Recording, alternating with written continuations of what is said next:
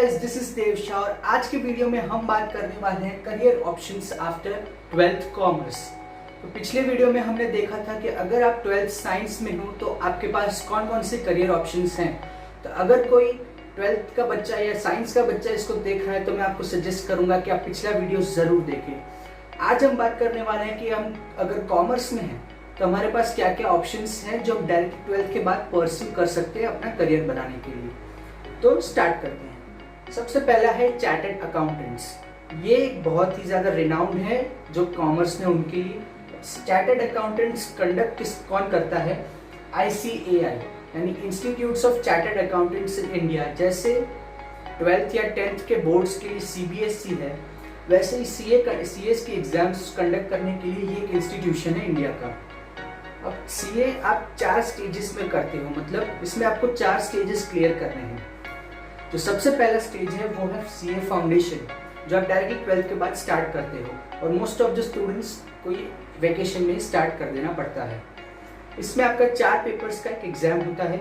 अब वो कौन कौन से है वो मैं आपको पर्टिकुलर एक डिटेल्ड वीडियो में बताऊंगा, पर अभी 4 पेपर्स होते हैं। तो ये आपका 9 मंथ तक का होता है। उसके बाद आप आते हो सेकंड यानी इंटरमीडिएट स्टेज में, जो कि सबसे डिफिकल्ट स्टेज है क्लियरिंग के हिसाब से। मतलब जो भी कोई CA है अगर वो ये स्टेज क्लियर करता है तो आगे के स्टेजेस उसके लिए काफ़ी ज़्यादा इजी रहेंगे। तो इसी स्टेज में बहुत सारे लोगों के काफ़ी सारे अटेम्प्ट्स भी लगते हैं। अब यहाँ पे 2 चॉइसेस है, अगर आप फाउंडेशन के थ्रू आओ या फिर अगर आपके पास कोई ग्रेजुएट या पोस्ट ग्रेजुएट डिग्री है तो आप डायरेक्ट एंट्री स्कीम के थ्रू भी इसमें डायरेक्टली आ सकते हो, CA फाउंडेशन स्किप करके। सॉरी। और तीसरा स्टेज होता है आपका आर्टिकलशिप। आर्टिकलशिप आपका 3 साल का है। उसके बाद आप देते हो CA फाइनल का एग्जाम। तो इन टोटल ये 5 साल का कोर्स होता है आपका CA।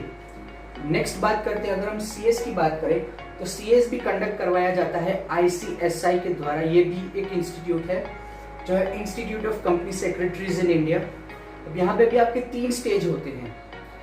सबसे पहला स्टेज जो आप डायरेक्टली 12th के बाद करते हो यहाँ पे भी वही सेम फाउंडेशन, CS फाउंडेशन। इसमें भी आपका 4 पेपर्स है और सब्जेक्ट्स भी ऑलमोस्ट सारे सेम ही होते हैं चारों पेपर्स के। उसके बाद आप आते हो एग्जीक्यूटिव प्रोग्राम यानी सेकंड स्टेज पे।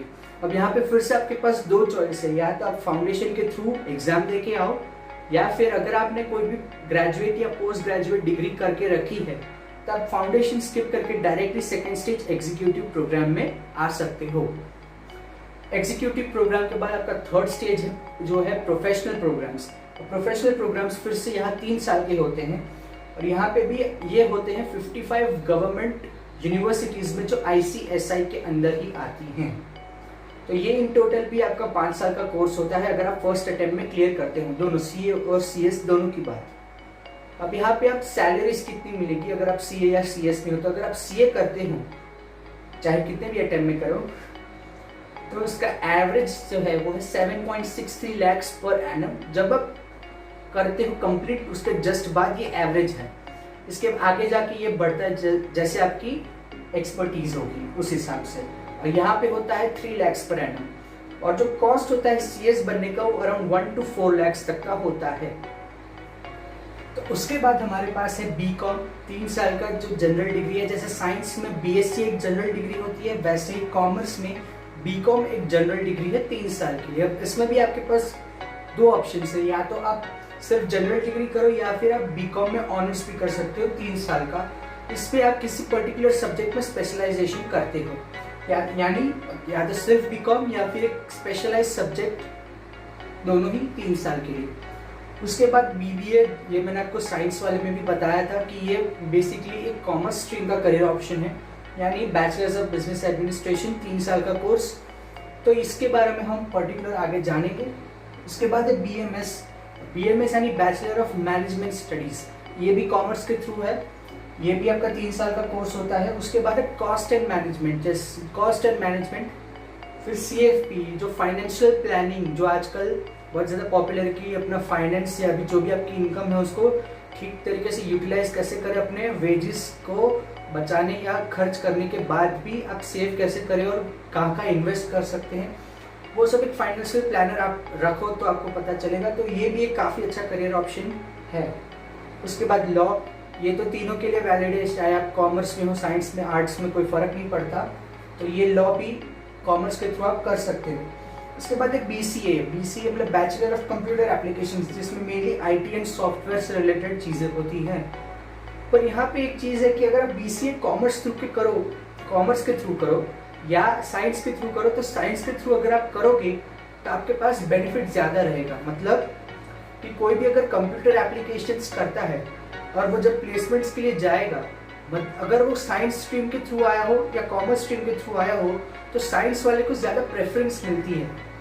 तो ये एक ऐसा करियर ऑप्शन है जो नो डाउट आप ले सकते हो कॉमर्स में भी।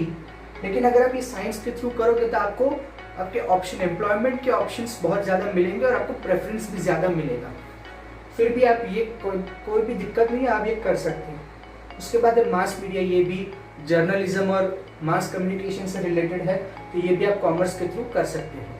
तो इसके बाद आपके BA कोर्सेज, अब BA कोर्सेज मेनली तो ह्यूमैनिटीज़ में आते हैं, लेकिन अगर आप कॉमर्स स्ट्रीम में भी हो तो भी आप ये कोर्सेज परस्यू कर सकते हो, जैसे BA in humanities, BA in fine arts, BA in arts, ये सारे कोर्सेज आप कॉमर्स के थ्रू भी कर सकते हो। इसके बाद है bachelor of designing in animation. अब एनिमेशन है जो मैंने आपको साइंस में भी बताया था, ये कॉमर्स के थ्रू भी आप कर सकते हो। और एनिमेशन एक ऐसा सेक्टर है कि जो डे बाय डे बहुत ज़्यादा ग्रो हो रहा है। तो अगर आपका स्किल अच्छी है, अगर आप इसमें एक्सपर्ट बनते हो, तो डेफिनेटली फिर फ़र्क नहीं पड़ेगा कि आप किसी भी स्ट्रीम से जाओ, इसमें आपको अच्छा रिटर्न मिलेगा ही मिलेगा।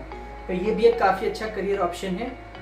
इसके बाद है हॉस्पिटैलिटी एंड ट्रैवल, जो होटल मैनेजमेंट कोर्सेज मैंने साइंस के स्ट्रीम में भी बताए थे, वो यहाँ पे भी है।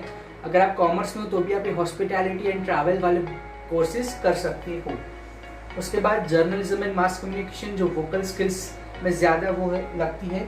जर्नलिज्म एंड मास कम्युनिकेशन, जो मास मीडिया, ये सारे एक ही जैसे हैं। आप इनमें भी डेफिनेटली अपना करियर बना सकते हो अगर आपके वोकल स्किल्स अच्छे हैं, अगर आपका राइटिंग पार्ट अच्छा है, अगर आप डिबेट्स अच्छे हो, तो डेफिनेटली ये भी एक करियर ऑप्शन आप कॉमर्स के थ्रू भी परस्यू कर सकते हो। तो ये सारे कोर्सेज अवेलेबल है अगर आप कॉमर्स स्ट्रीम में हो। तो हमने देखा कि काफ़ी कोर्सेज तो साइंस में भी है, कॉमर्स में भी है, कुछ आर्ट्स के भी है जो हम कॉमर्स में कर सकते हैं। तो फ़र्क नहीं पड़ता आप कौन सी भी स्ट्रीम से हो, अगर आप एक्सपर्ट हो, अगर आप एक्सपर्ट बनते हो, आपका स्किल अच्छा है, तो डेफिनेटली आपको किसी भी स्ट्रीम में, किसी भी करियर में अच्छा रिटर्न ज़रूर मिलेगा।